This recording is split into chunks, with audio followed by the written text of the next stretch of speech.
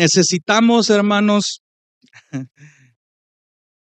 necesitamos pensar más en la eternidad que nos espera que en lo temporal que nos afana. Esa conclusión ha estado en mi mente por toda esta semana y es bien fácil que nosotros en medio de trabajo, familias, problemas, dificultades, frustraciones, se nos pierda el enfoque siendo creyentes al no recordarnos el evangelio, como ya lo hemos visto antes. Se nos resulta a veces complicado no pensar en las cosas eternas porque estamos tan afanados con lo que hoy tenemos acá en esto que es realmente temporal, si lo meditamos bien. Muchos estuvimos esta semana con un sabor agridulce porque a muchos les pagaron su salario, pero es amargo al mismo tiempo porque así como perciben el salario, así se va en las deudas, en los recibos que hay que cancelar y en diferentes cosas que necesitan ser provistas para las necesidades básicas. Pero otra vez, algo que es bien curioso en ciertas culturas es cómo ellos agradecen a sus deidades hasta por la comida que reciben. Hermanos, ¿y cuántos de nosotros no hemos crecido en hogares cristianos? Muchos de nosotros se nos inculcó que debíamos orar hasta para comer y muy involuntariamente hemos perdido hasta eso. Tenemos una cultura ahora donde hasta en nuestros trabajos se nos ve feos si nos ven orando en público. ¿Por qué? Porque la cultura ha estado menguando tanto, se ha introducido tanto que poco a poco lo espiritual está perdiendo valor y mucho más lo eterno. Todo aquello que apunte a un valor espiritual, a un valor eternal, está perdiendo valor porque el mundo se está enfocando en el aquí y en el ahora. No piensen, no se afanen en el futuro, dice la cultura, sino hagan todo lo que tengan que hacer hoy, no se preocupen. Pero pensar en esto me hizo reflexionar mucho y en primer lugar su servidor necesita pensar más en la eternidad que me aguarda que en lo temporal que actualmente me afana.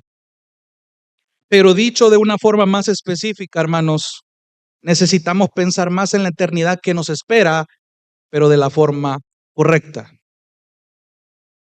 Digo esto porque años atrás hay una lista muy grande y muy larga, tristemente, que nos muestra de muchos hombres que fueron conocidos por razones tristes. Hombres que alteraron una enseñanza bíblica sobre la vida después de la muerte. Allá recuerdo por los años 70 y 80 hay muchos documentales acerca de eso, de muchas sectas que se levantaron donde engañaron a un montón de gente, engañaron familias. Algunos llegaron a endiosarse, torcieron de tal manera la forma de pensar de esta gente a la que adoctrinaban y llegó a un nivel de manipulación tan fuerte hasta llegar al punto de que muchas de estas personas perdieron sus vidas guiadas por estas convicciones erradas. Y hermanos, ¿por qué les digo esto? Como lo hemos venido tocando hace sermones atrás, entender el evangelio para nosotros debe ser muy importante. Cuando nos lo recordamos frecuentemente con lo que escuchamos, con lo que conversamos, con lo que leemos, con lo que oramos, con lo que usted lee en su palabra. Atesorar la palabra no es suficiente y me quiero explicar bien con lo que acabo de decir. A usted le puede impactar la palabra, usted puede impactarle el sermón de este día o del domingo pasado, de cualquier predicador que usted ha escuchado. Pero atesorar la palabra no es suficiente si eso no lleva a la acción. Atesorar el conocimiento teológico que la Biblia provee no basta para que realmente vivamos una vida agradable al Señor y que esto realmente afecte nuestra vida y nuestras decisiones. Nuestras vidas deben ser afectadas de verdad como parte de este evangelio. Y dentro del evangelio hemos visto este tema de la resurrección que viene incluido. Y pensar en ese sentido en la resurrección de Cristo y nuestra futura resurrección debe afectar nuestras vidas, hermanos. Y es por eso que en el texto que usted acaba de leer, quiero que note cómo Dios ahí a través de Pablo nos está mostrando la relevancia de la resurrección para entender sus efectos en nuestra vida. Entonces, ¿a qué me refiero yo con esta relevancia de la resurrección? Ya entendimos y venimos de ver el tema de la resurrección como esta joya que tiene diferentes prismas y es hermoso contemplarla. Ya vimos la cruz vacía, vimos la tumba vacía, vimos la gracia extendida, pero como lo acabo de decir, no basta solamente con apreciar la resurrección. Esto como parte del evangelio, usted le tiene que afectar del lunes en adelante hasta que usted se muera.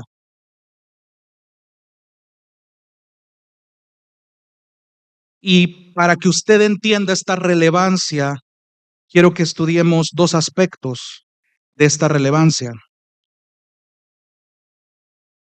Número uno, el de la predicación y número dos, el de la convicción. Y en esta ocasión me voy a detener en esta mañana a desarrollar este primer aspecto.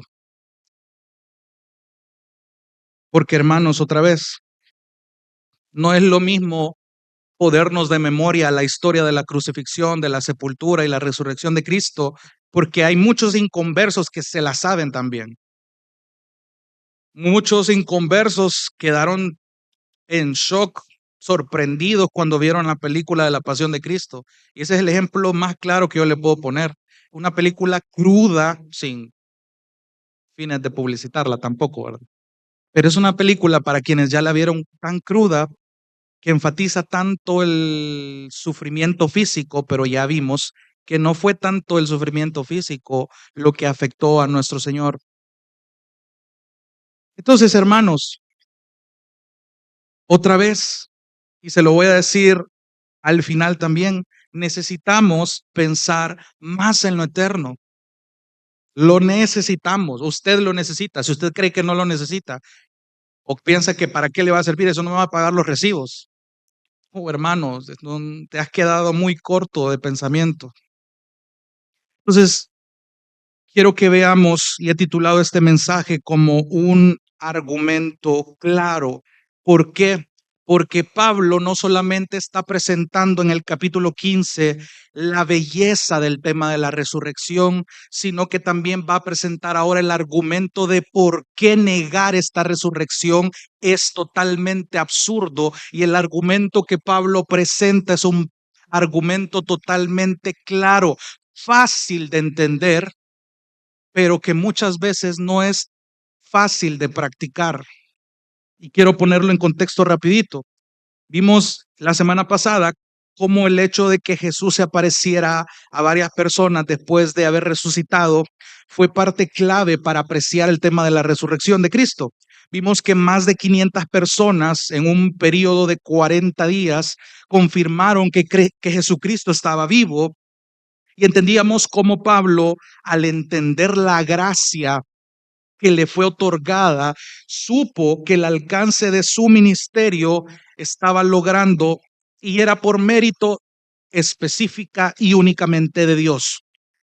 Él decía en el versículo 10 que por la gracia de Dios yo soy lo que soy. No soy digno de ser llamado apóstol, pero por la gracia del Señor soy lo que soy. Y él dice, y si he trabajado más que todos ellos es porque la gracia de Dios ha sido en mí, no por mis méritos. Eso fue importante entenderlo. De hecho, es interesante escuchar el comentario de un teólogo, y cito, ¿cuál era el problema de la iglesia en Corinto? El problema más serio de la iglesia de Corinto era la mundanalidad, es decir, una falta, y preste atención, una falta de disposición a divorciarse de la cultura que los rodeaba. Lo repito, el problema más serio de la iglesia de Corinto era la mundanalidad, es decir, una falta de disposición a divorciarse de la cultura que los rodeaba. Cierro cita. Entonces, piénselo por un momento, después de 14 capítulos de exhortaciones, de reprensiones hacia una iglesia que realmente era una iglesia inmadura, Pablo ahora ya a punto de terminar la primera carta a los Corintios, toca el tema de la resurrección, un tema que ya habíamos dado pincelazos de que los corintios daban por sentado de una manera muy errónea. Y para adentrarnos un poco más para el contexto histórico de ese entonces, quiero que entienda que habían dos corrientes de pensamiento que estaban afectando en ese momento el tema de la resurrección.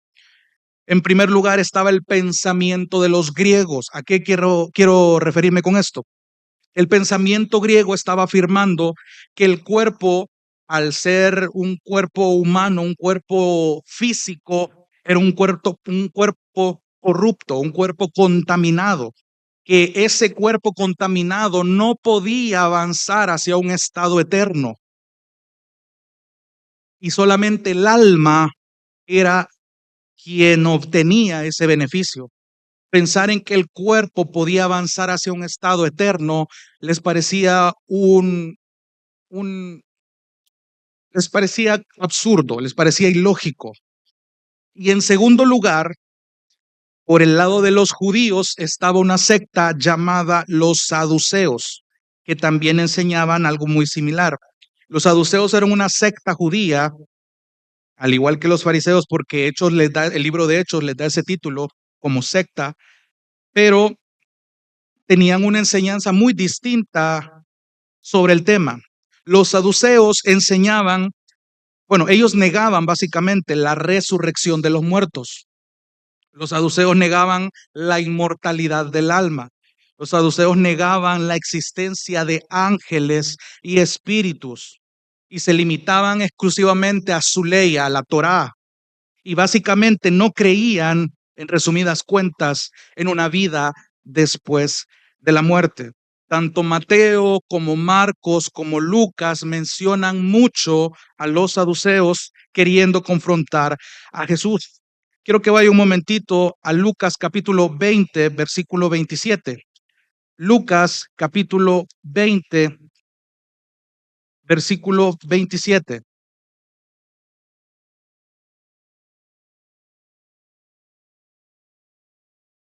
Antes de leer el pasaje y para quienes están apuntando otros dos pasajes que hablan de esta misma experiencia, pero en diferente versión, es Mateo 22, 23 en adelante. Mateo 22, 23 y Marcos 12, 18 en adelante. Pero en esta ocasión la versión de Lucas debe llamar nuestra atención. Lucas 20, 27. Dice la palabra del Señor, acercándose a él, algunos de los saduceos, los que dicen que no hay resurrección, le dijeron, Maestro, Moisés nos escribió, si el hermano de alguien muere siendo casado y no deja hijos, que su hermano tome la mujer y levante descendencia a su hermano. Eran pues 7 hermanos y el primero tomó esposa y murió sin dejar hijos, y el segundo y el tercero la tomaron, y de la misma manera también los 7, y murieron sin dejar hijos. Por último murió también la mujer. Por tanto, en la resurrección, ¿de cuál de ellos será esposa la mujer? Porque los 7 la tuvieron por mujer. De entrada, hermano, llegamos a una pausa ahí. Aclarar el detalle que eran los saduceos quienes le preguntaron esto a Jesús.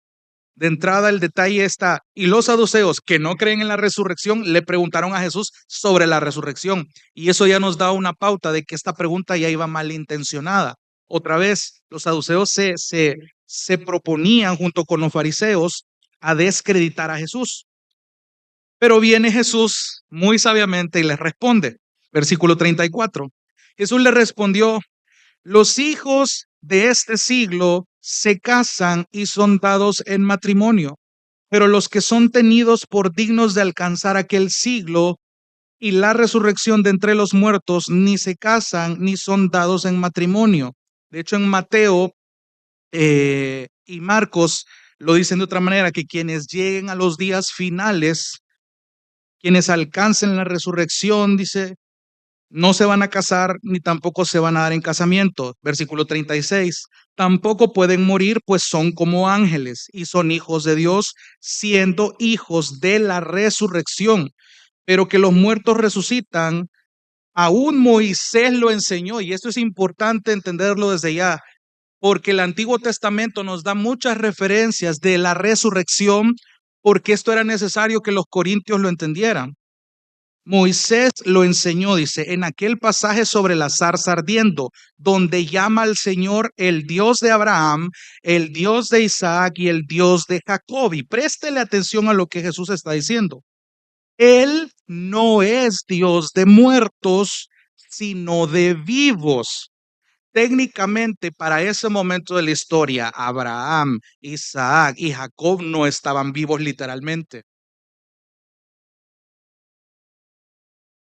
Pero él está diciendo, él no es Dios de muertos, sino de vivos, porque todos viven para él. Otra traducción dice, todos viven en él. Otra referencia a la unión con Cristo que no me voy a cansar de repetírselo. ¿Por qué es tan importante una doctrina tan básica y tan profunda y potente como el que usted entienda la unión que ha tenido con Cristo y que lo ejemplificó cuando se bautizó? Y versículo 39, algunos de los escribas respondieron, maestro, bien has hablado. Y ya no se atrevían a hacerle más preguntas. A lo que yo quiero que usted vaya amarrando con primero a los Corintios es ver la hazaña de los saduceos de querer descreditar a Jesús. De hecho, muchos de los saduceos les molestaba que una vez que Cristo ascendió a los cielos, la iglesia primitiva comenzara a enseñar acerca del tema de la resurrección. Váyase rapidito a Hechos capítulo 4, versículo 1. Qué bueno que trajo su Biblia, hermano. Hechos capítulo 4, versículo 1.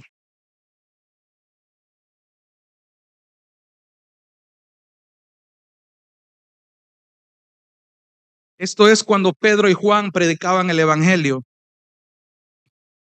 Hechos capítulo 4, versículos del 1 al 4 dice, mientras Pedro y Juan hablaban al pueblo, se les echaron encima los sacerdotes, el capitán de la guardia del templo y los saduceos.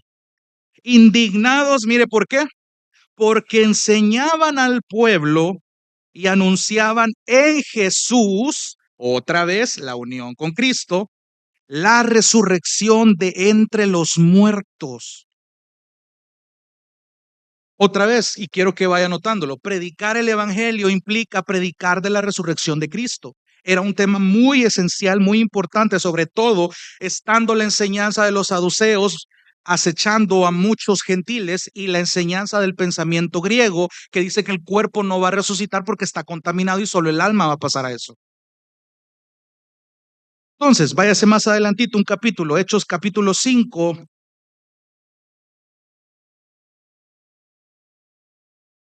versículo 17. Hechos capítulo 5, versículo 17 dice, pero levantándose el sumo sacerdote y todos los que estaban con él, es decir, la secta, ¿se da cuenta? La secta de los saduceos se llenaron de celo. A estos tipos realmente les servía la sangre escuchar que estaban predicando de que en Cristo hay una resurrección de muertos, que no solamente Cristo resucitó, sino que hay una resurrección de muertos. Entonces regrese a 1 Corintios 15. Cuando usted entiende estas dos corrientes de pensamiento, usted va a entender que muchos de los corintios, de hecho en el pasaje que leímos decía algunos, pero muchos de los corintios estaban divididos entre estas dos opiniones, o se inclinaban a estas dos posturas, si lo quiere ver de esa manera. Y evidentemente ninguna de las dos era correcta.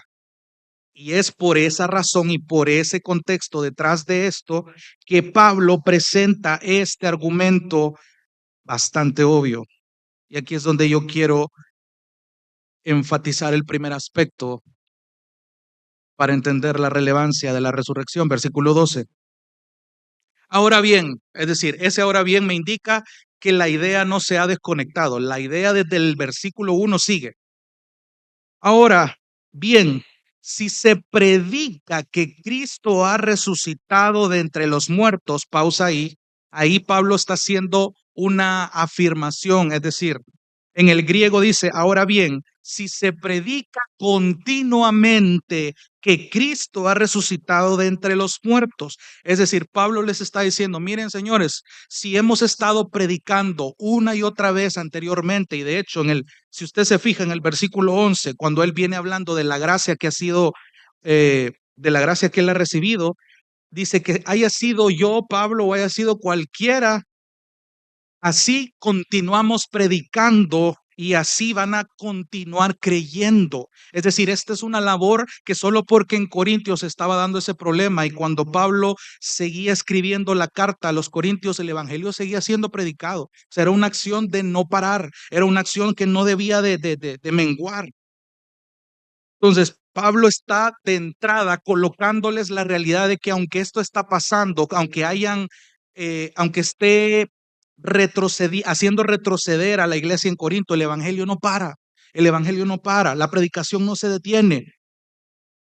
El hecho de que Dios siga transformando pecadores en la actualidad es una obra divina, hermanos. Justo en este momento, en este preciso instante, mientras usted respira, otras personas en diferentes partes del mundo están predicando el evangelio. Dios está abriendo el entendimiento de otras personas y está haciéndolos nacer de nuevo. Y eso debería darle mucho gozo, mucha gratitud, porque el hecho de que usted ya recibió esa joya y ese regalo debería provocarle mucho más gozo y venir a celebrar con mayor razón que en alguna parte del mundo este milagro está ocurriendo. Un padre se da cuenta de lo mal que ha criado a sus hijos, una madre se da cuenta de que no es la mejor madre, un hijo se da cuenta de que no ha sido el mejor hijo con sus padres. ¿Por qué? Porque el evangelio está haciendo ese efecto en los pecadores, pero principalmente pecadores se están dando cuenta que necesitan a un Salvador y tienen al Salvador. Qué glorioso es saber de entrada que el evangelio está siendo predicado de manera continua y que la tecnología puesta en nuestra actualidad es una gran ventana si se ocupa correctamente. De entrada, ahora bien, dice, si se predica que Cristo ha resucitado otra vez, que lo llame el Mesías tiene un sentido. Si se predica que el Mesías ha resucitado de entre los muertos, entonces viene la pregunta, ¿cómo dicen algunos entre ustedes que no hay resurrección de muertos?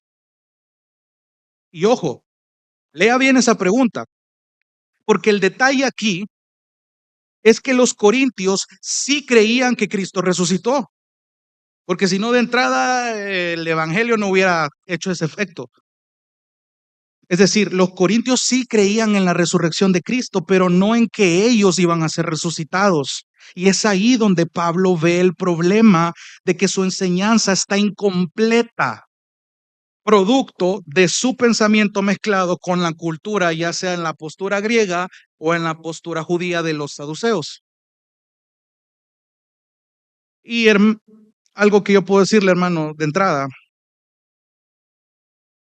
entendiendo la costumbre de los corintios, es que la iglesia actual no está lejos de lo que vemos. Dentro del cristianismo de hoy hay una falta de disposición de divorciarse de la cultura que los rodea. Y esto tristemente es el resultado de tener en poco valor la palabra del Señor, su evangelio, la diligencia de escudriñarla. ¿Sabe algo? No sé si ha estado pendiente usted de las predicaciones de los jueves que nuestro hermano René ha hecho acerca del poder que la palabra tiene. ¿Sabe por qué es importante que usted lo entienda, hermano? Aunque usted ya se puede la mayoría de versículos que hablan de la escritura. porque es un fundamento, hermano. O sea, el hecho de que usted entienda que la escritura, que la palabra, usted debe ser diligente en atesorarla y escudriñarla y vivirla, es parte fundamental para que la iglesia tenga una unidad bien firme, porque esa unidad va a evitar que usted se mezcle con la cultura mundana. Y ojo, no le estoy diciendo que usted, ay, el trabajo es satánico, que usted vaya a caminar es satánico, que usted vaya al gimnasio es satánico, sino que su manera de pensar no vaya acorde con la palabra y que esa manera de ver la vida esté mezclada con la cultura mundana. Ese es el problema. Muchos cristianos viven su cristianismo, entre comillas, fusionado con los pensamientos de este mundo. Pero cuando tú entiendes el poder de la palabra del Señor, tú entiendes y tú te puedes aferrar y te puedes diferenciar de la cultura. Tú estás en el mundo, pero no eres de este mundo. Y entonces es diferente. La palabra es viva. La palabra es útil, la palabra es inspirada, la palabra es eficaz, lo sabemos. Pero desde el momento en el que la palabra es reducida a un segundo plano, para empezar en la iglesia, entonces las ovejas hacen lo mismo con la palabra en sus vidas. Quiero que se fijen en un pasaje. Quiero que note cómo desde antes Pablo entendía la importancia de la predicación para hacer esta relevancia de la resurrección. Váyase a Hechos 23. Hechos capítulo 23.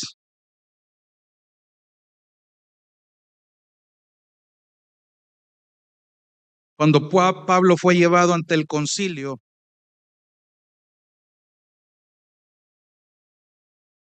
cuando los judíos estaban acusándolo por predicar el evangelio. Hechos capítulo 23, versículo 1. Dice, entonces Pablo, mirando fijamente al concilio, o al Sanedrín en otras traducciones, dijo, hermanos, hasta este día yo he vivido delante de Dios con una conciencia perfectamente limpia. Y el sumo sacerdote Ananías ordenó a los que estaban junto a él que lo golpearan en la boca. Entonces Pablo le dijo, Dios lo golpeará a usted, pared blanqueada. ¿Se sienta usted para juzgarme conforme a la ley y viola la ley ordenando que me golpeen? Este Pablo no era cualquiera. Y los que estaban allí observando dijeron, ¿al sumo sacerdote de Dios injurias? Y Pablo dijo, no sabía, hermanos, que él era el sumo sacerdote, porque escrito está, no hablarás mal de una de las autoridades de tu pueblo. Paréntesis, hasta en eso fallamos. Y no estoy diciéndolo porque sea partidario del gobierno actual o de cualquier otro gobierno. Sabemos y hemos cantado que Dios es quien pone y quien quita a cada autoridad puesta en cada país. Cierro paréntesis. Versículo 6. Entonces Pablo, dándose cuenta de que una parte eran saduceos y otra fariseos, alzó la voz en el concilio. Hermanos, yo soy fariseo, hijo de fariseos. Se me juzga a causa de la esperanza de la resurrección de los muertos. Cuando dijo esto, se produjo un altercado entre los fariseos y los saduceos y la asamblea se dividió, porque los saduceos dicen que no hay resurrección, ni ángel, ni espíritu, pero los fariseos creen todo esto. Se produjo entonces un gran alboroto y levantándose algunos de los escribas del grupo de los fariseos, discutían enérgicamente diciendo, no encontramos nada malo en este hombre, pero ¿y si un espíritu o un ángel le ha hablado? Al surgir un gran altercado, el comandante tuvo temor de que Pablo fuera despedazado por ellos. Imagínense, estas personas se tomaban muy en serio la doctrina a tal punto de que esta discusión iba a tomar otro nivel, a tal punto de que uno de los comandantes tenía miedo de que Pablo fuera despedazado por ellos y ordenó que las tropas descendieran y lo sacaran de entre ellos a la fuerza y lo llevaran al cuartel. Y versículo 11, preste atención. A la noche siguiente, el Señor se le apareció a Pablo y le dijo, ten ánimo. No hay nada más precioso que el Señor nos hable por medio de su palabra y que nos recuerde esto. Ten ánimo. Mire lo que le dice a Pablo, porque como has testificado, mira, fielmente de mi causa en Jerusalén, ahí, así has de testificar también en Roma. Por eso es que después vemos el anhelo de Pablo por ir a testificar en Roma. Cuando usted lee esta expresión de testificar fielmente la causa de Cristo, predicar el Evangelio, predicar el Evangelio. De hecho, justamente leyendo este pasaje recordaba este jueves que tuvimos coinonía y aprendíamos no solo la importancia de tener una predicación fiel, sino de que tenemos que ser oidores fieles. Porque tristemente veíamos y le decíamos a los hermanos, no toda predicación es fiel y no todos los oyentes son fieles. Y esto debería de hacernos reflexionar. Esto debería de llevarte a la reflexión, hermano, de que posiblemente tú puedas estar ahí, de que yo puedo estar ahí. Porque una cosa es recibir la palabra con gozo, como dice en la palabra, la parábola del sembrador, pero que los afanes de la vida me ahoguen ese gozo. Entonces la palabra no fue fielmente para que yo la pudiera digerir bien. No, hermano. ¿Sabe cuál es el problema de la cultura de iglesia de hoy? Que pensamos que sí, se demanda que la predicación sea conforme a las escrituras, se demanda mayor fidelidad en la predicación, se le demanda mucho al predicador, se le demanda mucho a que explique bien las cosas, se le demanda mucho a que realmente la palabra pueda ser fielmente predicada. Pero el diseño de la iglesia es que tú también tienes la responsabilidad de escuchar atentamente esta palabra fiel para que tú, siendo un oidor que recibe con gozo y que no eres un hacedor, estás en un problema. Santiago lo dice. Pero desde el momento en el que tú oyes, tienes la responsabilidad de digerir lo que has escuchado, de ir a tu casa, de leer, de tomarte el tiempo que el hermano Jonathan no te ha dado mentira aquí en el púlpito. Porque yo fielmente, en mi pecado, yo podría predicarte algo que sutilmente está mezclado con la cultura del mundo y tú me dices amén. Necesitamos creyentes bereanos en El Salvador. Miguel Núñez, Sugel Michelén pueden predicar acá, pero es tu responsabilidad ir a verificar si lo que te predican es fielmente a las escrituras. Y esto, claro, exige una gran demanda de quienes estamos acá, no solo en conocimiento, sino en carácter. Pero otra vez, tú no te eximes de esa responsabilidad. Dios demanda también conocimiento de tu parte y carácter. Entonces, ¿tú eres un oyente fiel? ¿Soy un oyente fiel? ¿Recibo la palabra con gozo, pero no me quedo ahí, sino que la examino, la medito y me esfuerzo por vivirla? Y hermano, esto no lo vas a lograr simplemente como un rito diario, como cuando te cepillas los dientes. Esto se hace con conciencia y esa conciencia la vas a lograr cuando tú oras. Hoy estábamos orando con los servidores. Es interesante lo que la oración puede afectar nuestra conciencia de entrada para iniciar el día. No es que la oración sea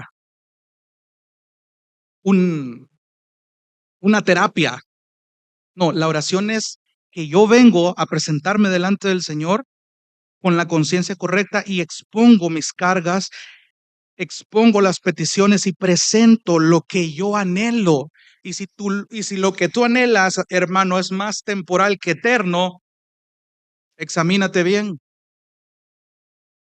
porque no estás entendiendo el evangelio entonces. Un hermano me compartió algo muy bello referente a la oración en unas meditaciones del Salmo 119 y una pregunta quedó en mí: ¿cómo puedo guardar algo que no entiendo? ¿Cómo voy a atesorar algo que no entiendo? Entonces pregunto, ¿eres tú un oyente fiel? Porque desde el momento en el que valoramos la predicación, valoramos el evangelio. Y si valoramos el evangelio, valoramos la resurrección. Y si valoramos la resurrección, vas a valorar mejor la vida mirando más a la eternidad que mirando a lo temporal. Y los corintios estaban igual. Vivían con una mentalidad tan corta con sus vidas cristianas que estaban diciendo: no, está bien, o sea, yo creo en el evangelio, creo en el Mesías, creo que Él nos rescató y que tengo nueva vida en Cristo y que me va a ayudar para esta vida. Pero, hermano, el cristianismo no se limita a esta vida. Si tú piensas de entrada que el día que te llegues a morir se acaba tu cristianismo, no has entendido el evangelio. Y usted me podrá decir, pero es que eso es obvio, hermano. Pero si usted examina o pregunta, hay muchas personas que se autodenominan cristianas y piensan y no se han preguntado jamás qué va a pasar después de que mueran.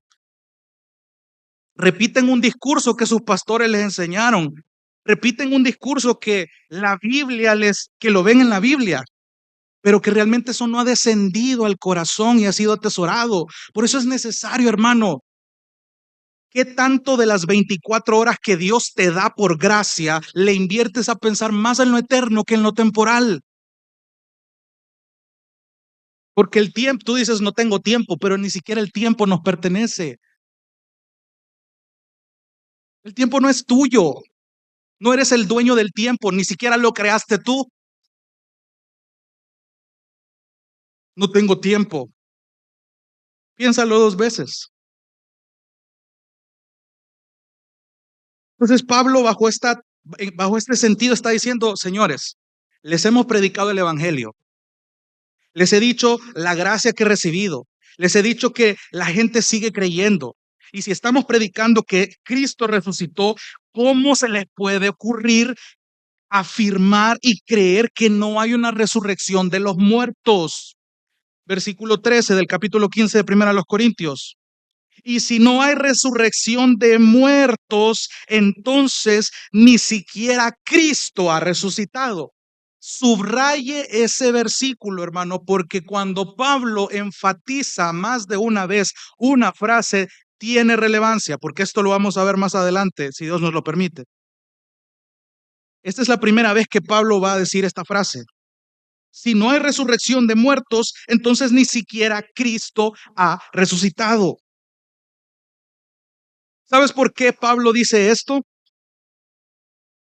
Esta declaración, porque es básicamente lo que estaban afirmando los corintios, es decir, de nada le servía al corintio creer en que Cristo resucitó si estaba negando que los muertos también lo iban a hacer.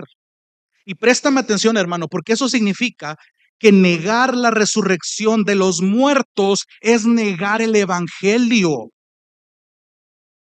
Lo voy a repetir: negar la resurrección de los muertos es negar el evangelio, es negar la salvación basada en la muerte, sepultura y la resurrección de Jesús. Hermano, cuando tú crees que Cristo resucitó, tú entiendes que has sido unido a Cristo, que has sido atado a Cristo. Lógicamente, tenés que creer que Él resucitó y que tú también vas a ser resucitado. Tú vas a ser resucitado.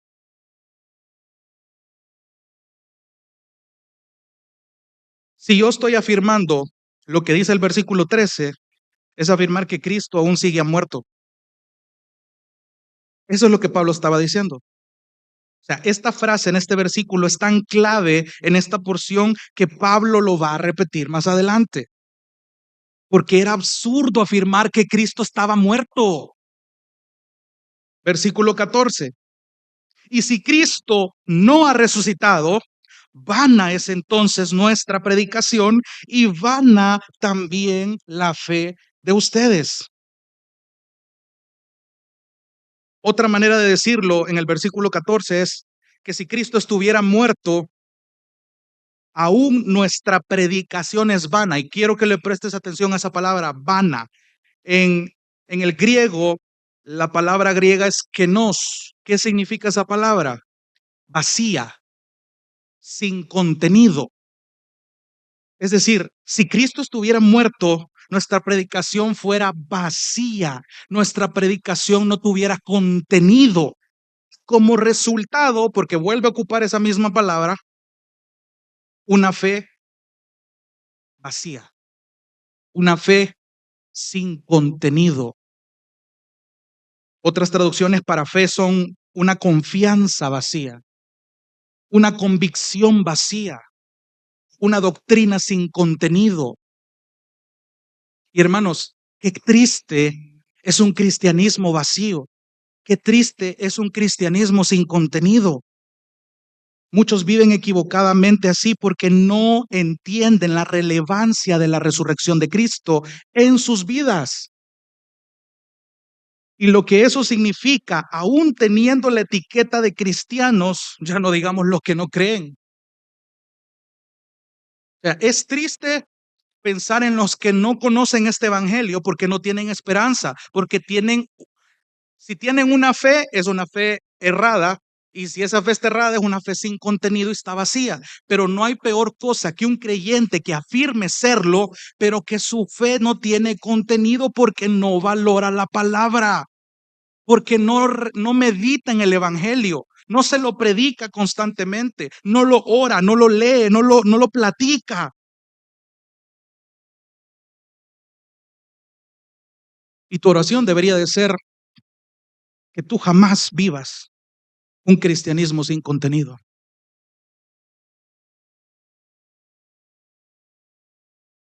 ¿Por qué tomas las decisiones que tomas, hermano?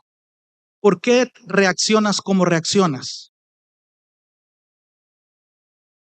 ¿Por qué te inclinas a esto y no a lo otro? ¿Por qué tomas esta decisión que a tu ver es correcta y no a la otra? Decisiones tan minúsculas deben partir de nuestra cosmovisión del evangelio, de la manera en la que yo percibo la vida, el trabajo, la salud, el sexo, la familia. ¿Te das cuenta que sí importa el evangelio? Sí importa entenderlo porque incluso tu vida y tu muerte van a tener sentido cuando tú entiendes el evangelio, cuando tú lo meditas. Hasta lo que comes, hermano. Y ya lo vimos en Corintios, versículo 15. Y no solamente se queda ahí. O sea, si Cristo murió, nuestra predicación es sin contenido, tu fe es vacía, pero no, todavía hay más. Versículo 15.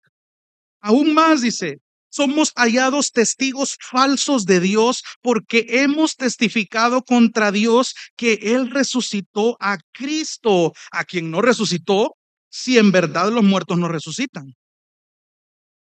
O sea, si esto es vacío, entonces somos testigos falsos. Y préstale atención a esa expresión. ¿Se acuerda la predicación pasada de la importancia de la veracidad de un mensaje? Es decir, más de 500 personas, Jesús se les aparece y le había explicado la importancia de lo cierto que es un mensaje basado en los testimonios genuinos, que valga la redundancia, vienen de testigos genuinos, de testigos verdaderos. Hermano, que Pablo estuviera diciéndole a los corintios que eran falsos testigos era una ofensa para los corintios. ¿Sabes por qué? Tanto en el mundo griego como en el mundo judío, los testigos falsos eran mal vistos socialmente y juzgados muy severamente.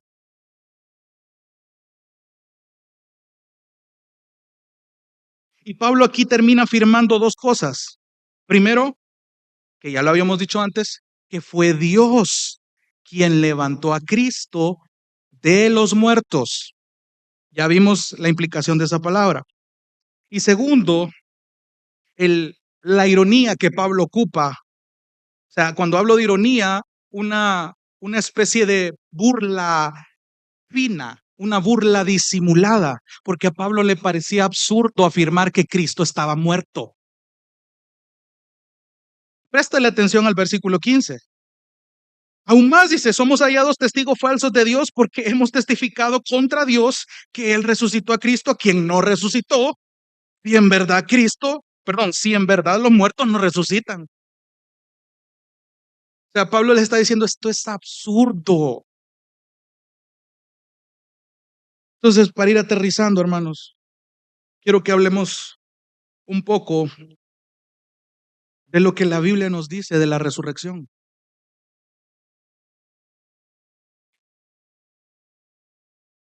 Si hemos visto en este primer aspecto que la predicación es importante para entender la relevancia de la resurrección y el efecto de esta en nuestras vidas, veamos un poco del Antiguo Testamento, porque hay que entender la muerte para entender la resurrección. Ya entendimos la muerte de Cristo, ya entendimos la resurrección de Cristo, pero dice la palabra también que esta resurrección también nos va a afectar y evidentemente la muerte también. Partamos desde lo más básico. Hay que entender la muerte correctamente para entender la resurrección correctamente. Cuando Dios crea a los seres humanos, los crea con cuerpo y con alma, parte material, parte inmaterial, y en nuestros días entendemos la muerte, bíblicamente hablando, como una consecuencia de la caída. Es decir, la muerte física es una separación. Présteme atención con esa palabra. La muerte es una separación del cuerpo y del alma. La muerte es una simple, pero muy marcada separación. Ese fue la consecuencia del pecado de Adán y Eva. Pero aquí viene lo interesante. Este estado de separación no va a durar para siempre. Este estado de separación no va a durar para siempre. Todos estamos destinados a una resurrección del cuerpo adecuada para el destino eterno que nos espera. Quiero que vayas un momentito a Daniel capítulo 12. Daniel capítulo 12. Daniel recibe una revelación de parte del Señor sobre los tiempos del fin. Daniel capítulo 12.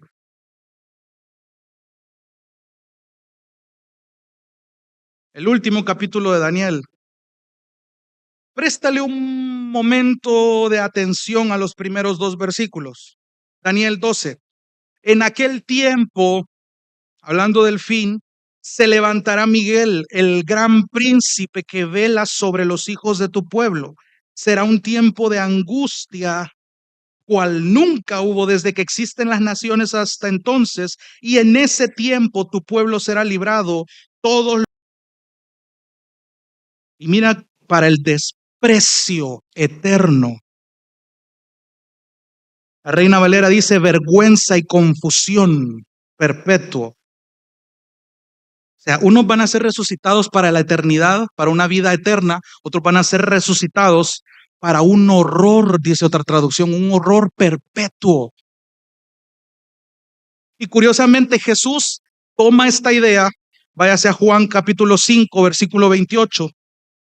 Juan capítulo 5, versículo 28.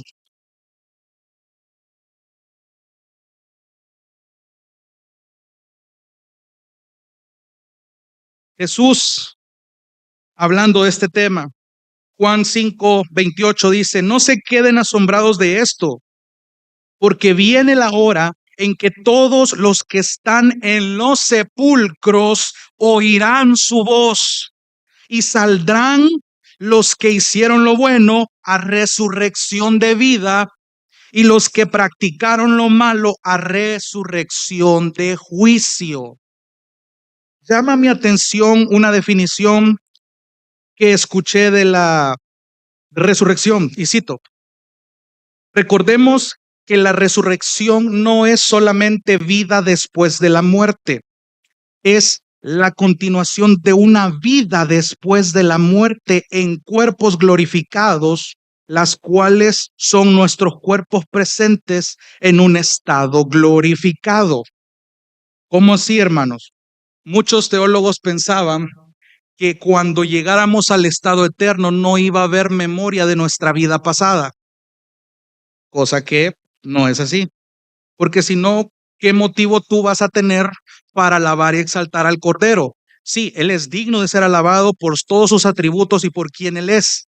Pero cuando tú entiendes la gracia que has recibido, como muchos hombres lo entendieron, hay una razón mayor por la cual alabar al Señor. No estoy mencionando que los atributos del Señor no basten para exaltarle, pero hay un efecto tan maravilloso que el hecho de que tú hayas sido rescatado, y no sé si le has puesto atención cuando cantamos Ciudad de Dios.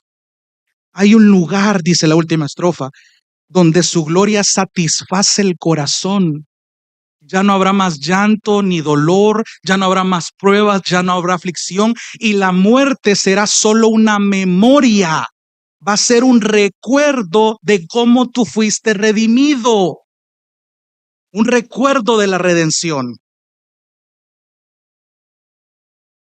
Entonces, me encanta cómo Job lo dice.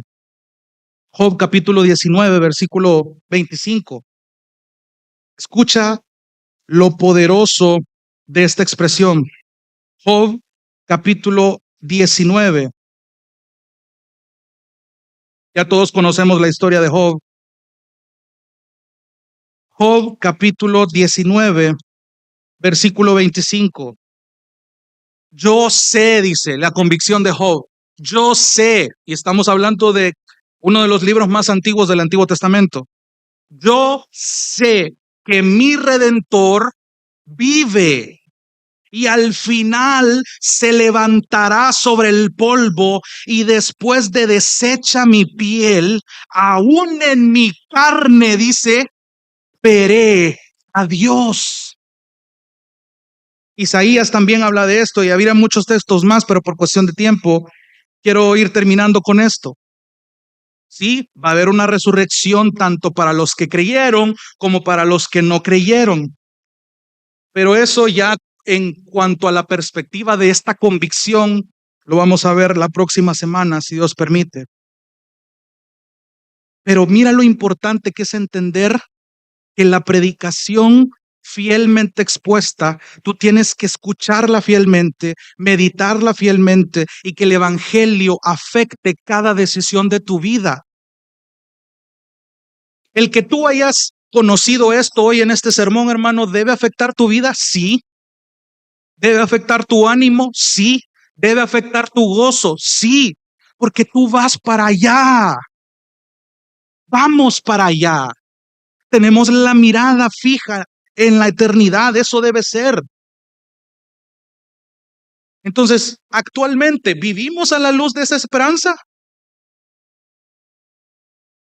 ¿De qué manera yo puedo alentarte una última vez antes de finalizar este sermón, hermano? Primero a los Tesalonicenses, capítulo 4. Primero a los Tesalonicenses, capítulo 4, versículo 13. Anhelamos ese día, deseamos ese día, cantamos de ese día, oramos por ese día, predicamos de ese día. Primero a los Tesalonicenses 4:13. Pablo hablando a Tesalónica, pero no queremos, hermanos, que ignoren acerca de los que duermen, otra vez ese lenguaje, para que no se entristezcan como lo hacen los demás, es decir, los que no han entendido este evangelio, y los que no entienden este evangelio no tienen esperanza. Porque si creemos que Jesús murió y resucitó, así también Dios traerá con él a los que durmieron. Mira, en Jesús. Unión con Cristo. Por lo cual les decimos esto por la palabra del Señor, que nosotros los que estemos vivos y que permanezcamos hasta la venida del Señor, no precederemos a los que durmieron. Mira el versículo 16, pues el Señor mismo descenderá del cielo con voz de mando, con voz de arcángel y con la trompeta de Dios, y los muertos en Cristo, los que han aferrado su esperanza a Cristo, los que han sido unidos a Cristo, se levantarán primero. Entonces nosotros, los que estemos vivos y que permanezcamos, seremos arrebatados juntamente con ellos en las nubes al encuentro del Señor en el aire, y así estaremos con el Señor siempre. Por tanto, confórtense unos a otros con estas palabras. Sería muy atrevido de mi parte decirte, si para ese entonces tú ya vas a estar muerto, o si para ese entonces tú vas a estar vivo. Mi responsabilidad como predicador es decirte que tú vivieras esta realidad como si Cristo fuera a venir mañana. Y yo sé que esta frase lo has escuchado en tantos mensajes, pero cuando tú entiendes lo relevante del evangelio, de la resurrección que tú vas a sufrir, tu vida debería de afectarse. Tus decisiones deberían de afectarse. ¿Por qué? Porque ya sea que estemos en este bando o en el otro, ya sea que estemos muertos o estemos vivos, el Señor vuelve pronto por los suyos y vamos a estar con Él por siempre. La eternidad es lo que el creyente más anhela, independiente de la posición escatológica que tenga. Anhelamos el estado eterno, anhelamos ser llevados con el Señor, anhelamos esa resurrección del cuerpo donde vamos a estar en un estado glorificado para contemplar cara a cara a aquel que hasta el día de hoy intercede delante del trono celestial.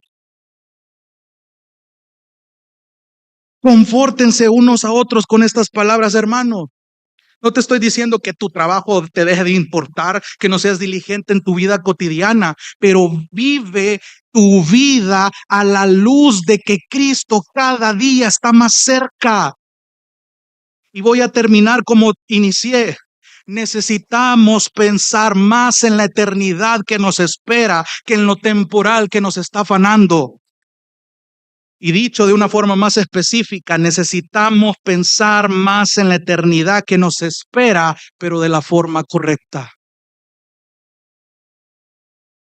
Porque vivimos en esta vida temporal de una forma correcta. Cuando lo entendemos bien, lo practicamos bien. Y aún las frustraciones, todo lo malo que esta vida tenga, no va a poder más que el gozo de lo eterno. En Romanos dice que esta leve tribulación no se compara al eterno peso de gloria que nos aguarda. Leves tribulaciones. Santiago, Pedro y Pablo tomaban y enseñaron que las pruebas en este mundo son temporales. Son temporales. Hermano, no hay nada más glorioso que saber que vamos a ser resucitados para contemplar al Rey. Examina lo que acabamos de cantar cuando cantábamos ante el trono celestial. He aquí el Cordero Redentor, el que te redimió a ti y a mí, quien al morir resucitó. El inmutable, el que no cambia, el que es el mismo de ayer y es el mismo de hoy, el que va a seguir siendo el mismo por los siglos. El Rey de gloria y majestad. Unido a Él, yo no voy a morir, hermano. La muerte es un simple estado de separación que no va a triunfar, que desde el momento en el que Cristo muere, la muerte ya fue derrotada. Termino con esta figura que ya muchos probablemente ya han escuchado antes. Yo escuchaba aquellos sermones de evangelistas muy famosos y conocidos, y me acuerdo de una comparación donde el evangelista decía, alguien puede obsequiarte una casa en un terreno adecuado a tus necesidades y te dicen que esa casa te aguarda y está perfectamente equipada para tus necesidades. Una casa gloriosa, una casa preciosa, pero tú no puedes ir a vivir a ella todavía. Sin embargo, las escrituras de esa casa, tu nombre ya se te dieron. Entonces tú tienes la convicción de que la casa te pertenece. Ya solo estás esperando al día que tú llegues a ese hogar. Sin embargo, ya tienes la posición escritural de que tu nombre está inscrito como el benefactor que va a vivir en esa casa. Y decía este evangelista, es precisamente lo que a nosotros nos pasa cuando anhelamos el estado eterno. Cristo ya pagó, ya está siendo morada en las alturas, en la eternidad, y ya tenemos la posición, ya tenemos el boleto, por así decirlo. Ya Cristo pagó la deuda, ya somos redimidos y simplemente ahora que estamos completamente convencidos de que vamos a un hogar terrenal, solamente falta soportar esta vida. El cielo y la tierra pasarán, su palabra no va a pasar, hermanos. Va a haber un cielo nuevo, va a haber una tierra nueva, vamos a estar con Cristo. Entonces permíteme, hermano, alentarte una última vez para que podamos entonar ese hermoso himno ante el trono celestial y cántalo con convicción, consolándote y confortándote con lo que hoy hemos aprendido. Vamos a orar. Dios te bendiga. Realmente es un privilegio para nosotros que puedas escuchar el mensaje de la palabra de Dios. Esperamos que Dios obra en tu vida grandemente a partir de lo que puedas escuchar y aprender a través de este sermón. Sin embargo, creemos que solo este sermón es insuficiente y no debería de suplantar por ningún motivo tu asistencia a una iglesia local. La iglesia local es el medio por el cual Dios obra en la vida de su pueblo. Te motivamos a que busques una iglesia sana donde congregarte o puedas contactarte con nosotros en nuestras redes sociales para que nos puedas visitar. Será un gusto poder servirte y que podamos juntos adorar a Dios en comunión con sus redimidos mientras aprendemos de su palabra. Que el Señor te bendiga.